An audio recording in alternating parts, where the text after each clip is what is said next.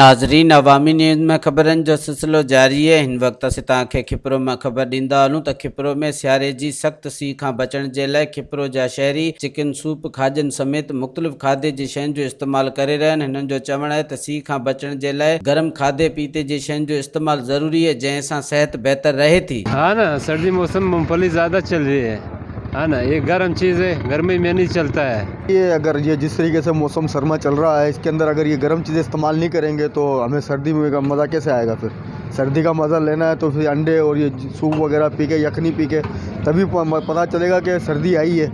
ये पियेंगे तो पता चलेगा ना कि भाई सर्दी आई है। अच्छा, अभी आप क्या खरीदने आए हैं? अभी बस अंडे लिए हैं उबले हुए और यखनी ली है। इसके हिसाब से सर्दी के हवाले से ये चीज़ें ली हैं अभी। तो अब जाके घर पे जाके कुछ गर्म अंडे खाएँ, सूप पिए, तो कुछ पता चले भाई सर्दी आई है अभी। ही त सियारे जो आइटम है, इन हिसाब सां सियारे में हलंदो आहे, तमामु सुठो आहे। ऐं सिहत जे हिसाब सां हींअर जीअं वबा हले पियो, उन हिसाब सां ही माना बेस्ट आहे। सर बॉयल अंडा आहिनि, यखनी आहिनि ऐं चिकन सूप आहे। सर चिकन सूप बि हलंदो आहे, यखनी बि हलंदी आहे टेस्ट जे हिसाब सां, ऐं बॉयल अंडो बि आहे, इंजॉय कंदा आहिनि, ईंदा आहिनि। साईं एतिराज़ त जाम कंदा आहिनि, एतिराज़ थींदो आहे, पोइ लाज़मी आहे।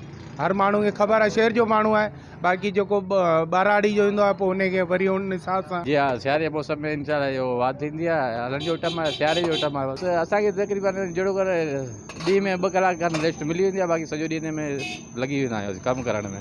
जी हा, महांगाई वग़ैरह शिकायत कंदा आहिनि, लेकिन आहे महांगाई, छा कयूं। त हिते सियारे जे हिसाब सां कान सूप, अंडा, यखनी वग़ैरह हलंदियूं सुठे नमूने सां।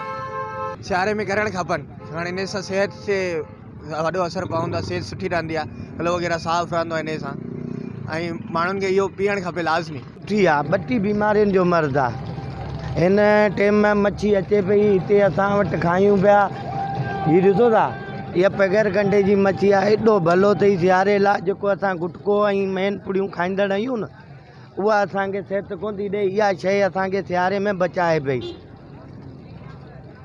त मच्छी खाइनि, ख़ासि करे त मच्छी खाइनि। पखी त तारनि खे मिलनि कोन था, त मच्छी आहे न हिन सियारे लाइ बहितरीनु आहे। माना 32 बीमारियुनि जो मर्ज़ आहे। सियारे में वधि शहरियुनि खे चवां थो त वधि में वधि इस्तेमालु कनि, पंहिंजनि लाइ, वॾनि लाइ, पोड़नि लाइ।